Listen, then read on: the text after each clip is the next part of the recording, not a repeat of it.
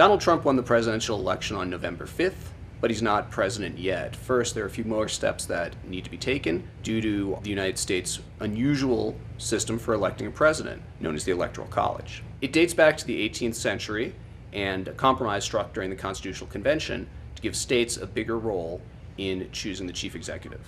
Here's how it works. Each state has a certain number of electors based on its number of congressional seats. Those electors are awarded to whoever wins the vote in that state, with a couple of minor exceptions. So at a date that's specified by Congress, this year it's December 17th, the electors will all meet in their individual states and cast their votes. Whoever wins a majority of those Electoral College votes can become the next president. But it's not over yet. The actual paperwork certifying who won each state is then sent to Congress, which convenes on January 6th, and the Vice President of the United States, Kamala Harris this time, will preside over the session and open the envelopes, reading out who won each state one by one. The two houses of Congress then vote to certify that victory, and then it becomes official.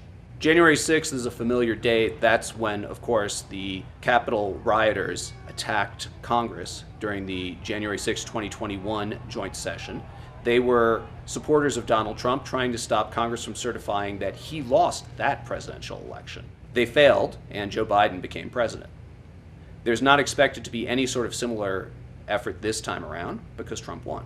Kamala Harris isn't going to be the first vice president to have to preside over certification of her loss of a presidential election. Richard Nixon had to do that in 1961 when he presided over Congress certifying that John F. Kennedy had won the presidential election. And Al Gore had the same task in January of 2001 when he certified President George W. Bush's victory. The last step, of course, will be when Donald Trump formally takes office again at his inauguration on January 20th.